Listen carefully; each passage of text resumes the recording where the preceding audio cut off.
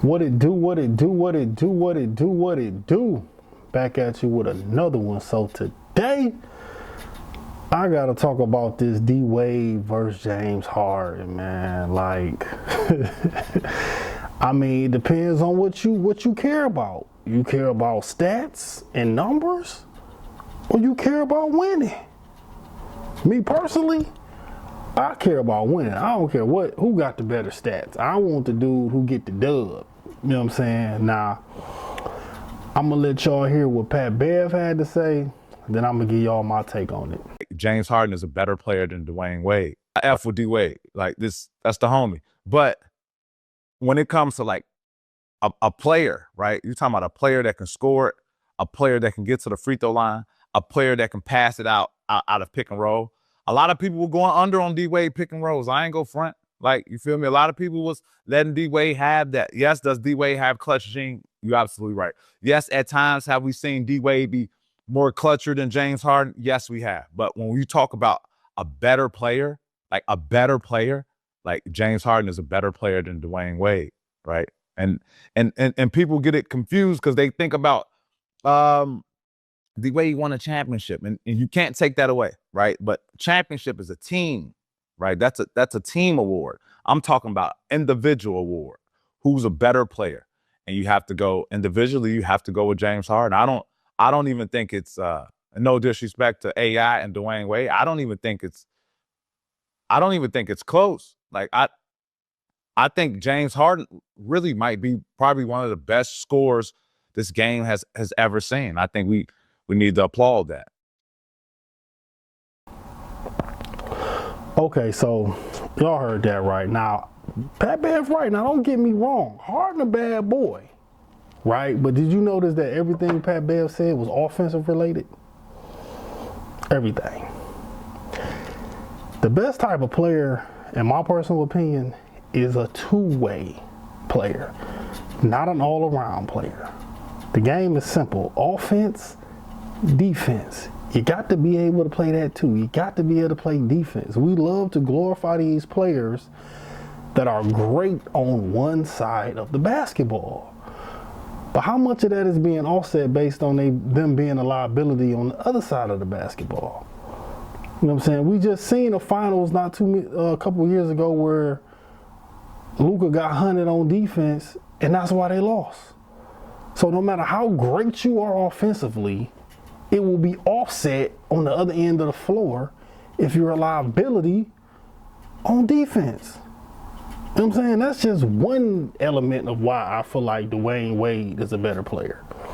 Now, let's look at this clutch element, because I don't care what you do during the regular season. When we talking about the best of the best, right? We talking about what do you do when it matters most. All right, now this is before Dwyane Wade played with LeBron James. In the finals, he averaged 34.7, 7 and 3. You know what I'm saying? In the finals. 2006. If you know what I'm saying, you don't know the date. Right? The clutch factor, the when you do what factor matters. You know what I'm saying? And like another reason why I will put Wade over James Harden is this. James Harden is great playing one way. The primary ball handler, very high usage. You know what I'm saying? That's his style. High usage, primary ball handler, right? Well, being able to play in different ways, adjusting your game to your situation, that also makes you a better basketball player, right? In my personal opinion. So we seen D Wade be the alpha, the number one guy, right? Get it done, right? Then what happened? His team changed, his situation changed. So what happened? His role changed, right? So sometimes less is more, right? Sometimes just because you're not getting better stats doesn't necessarily mean you're not more impactful, right? Jordan averaged 37 points in the season, didn't win. When he scaled it down, utilized his teammates, he started winning. See what I'm saying? So for D Wade to be able to figure out how he needed to play to play with LeBron made him, that also is a reason why he's a better basketball player, right? Like, being a one-trick pony, yeah, you can be great, but I can't put you ahead of the guy who, I can be the number one guy, I can fit alongside somebody, and I play defense, and I'm clutch. I can't put you over him, and it's who better. I just can't do it. Right? Now, when you line up stats and don't watch no film, then you can make a case for James Harden. But if you watch film and actually watch the games, it's not even close. Like, if we want to talk about I've never seen D Wade choke by my standard of choking, right? Do you make every game-winning shot? No. Do you make every big shot? No. But do you play to a higher standard based on the moment? Yes.